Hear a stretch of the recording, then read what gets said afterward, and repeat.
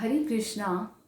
So today we are going to learn second sloka from the first chapter, and in previous video I was discussing about first sloka and where Dhritarashtra was asking to Sanjaya ki my sons and Pandu's sons what they are doing in the battlefield of Kurukshetra, right?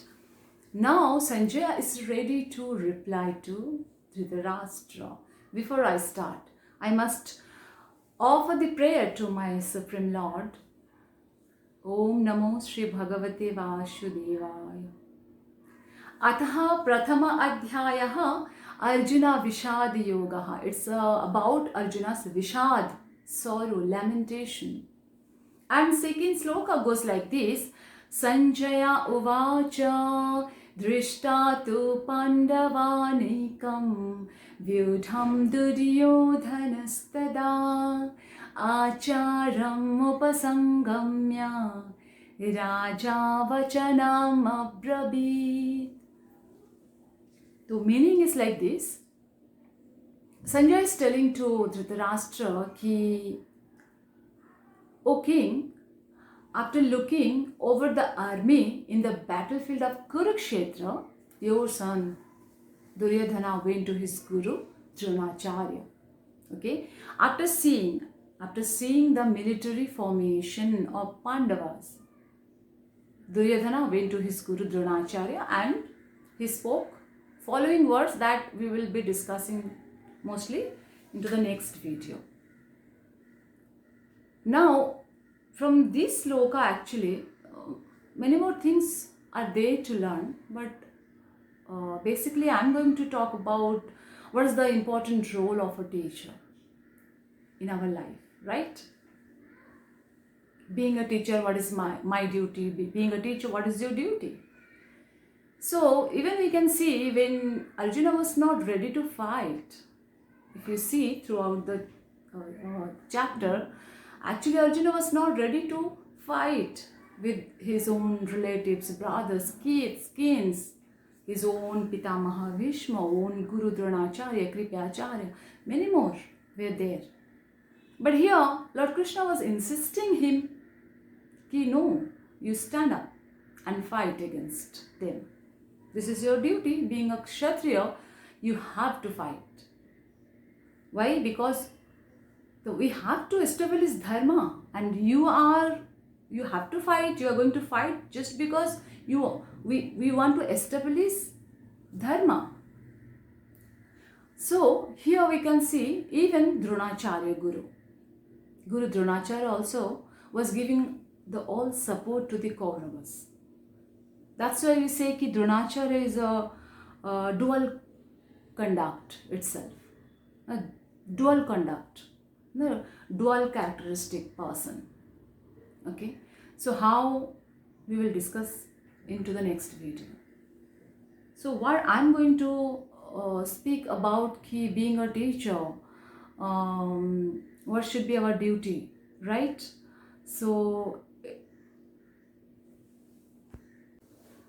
now we know the important role of a guru in our life, and without guru,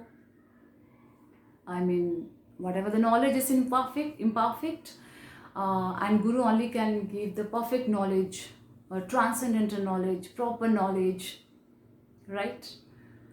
So we know the importance. Now question may arise here, ki when do we set out to seek accomplished or bona fide teacher? When do we set out to seek? Answer is very, very simple according to me, according to even Shastra, ki when awareness dawns that we are alienated from the God. So immediately acute hunger arises in our mind for the attainment of the exalted spirit, right? When awareness dawns in our mind that, oh, we are alienated from the God, then immediately what happened? Acute hunger to search a guru, to know about the God, to know about the guru, to know about the absolute truth. That acute hunger will arise in your mind. When acute hunger is there in your heart, then definitely you will find the way to reach God. You will find the way to reach a bona fide accomplished Guru. So even we can see throughout the battlefield, you see, when Arjuna was not at all ready, where everybody were ready to shoot their arrows, at that moment Arjuna was refusing to fight, and Lord Krishna actually was convincing him. He was trying to convince him.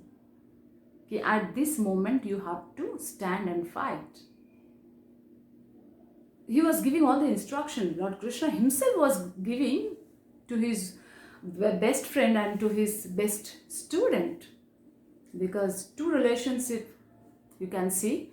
Arjuna was best friend as well as he was best student of Lord Krishna. So being a guru, Lord Krishna was giving all the instruction to his student. See the relations between guru and shishya, right? Guru, teacher and student. Arjuna was not at all ready to fight, and Krishna was telling ki Lord Supreme Lord was telling you stand up and you take Gandiv, Dhanush and shoot, fight. Arjuna was very, out of compassion and love towards their own family members. He was just telling ki no. It's not possible to fight against my own Pitamaha, my own brothers. No, it's not possible. He was refusing. But why? And Arjuna also was just telling, the way Arjuna was, showing, expressing his pain. There is a particular sloka I must add here. Arjuna was telling, Bepathuscha sharire me roma harshascha jayate gandibam shramsate hastat tachaiba paridayhate. Krishna was, trying to convince him, you stand and fight. Krishna was trying to convince to even Lord Krishna, please understand, they are my own relatives. How can I? That's why he was expressing his feelings like this. Ki, Bepathuscha sharire, my body is, trembling.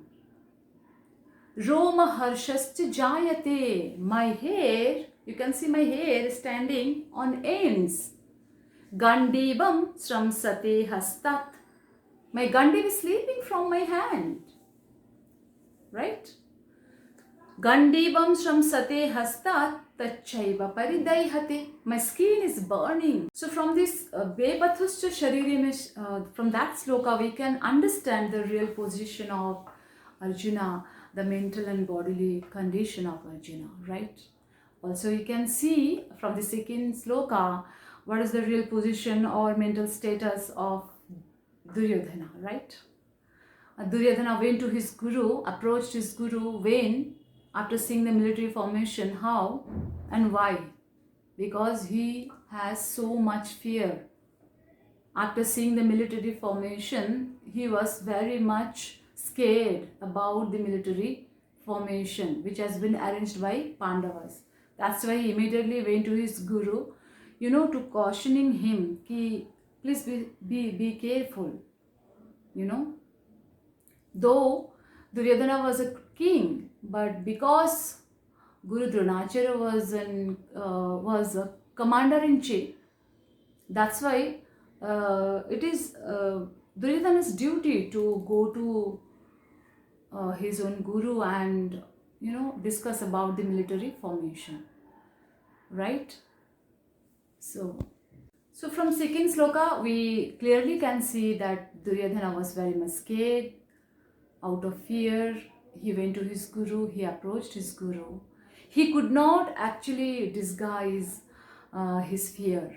We can see from this second sloka the real position of Duryodhana and his real mental status also you can see from this sloka. So thank you very much. Hare Krishna.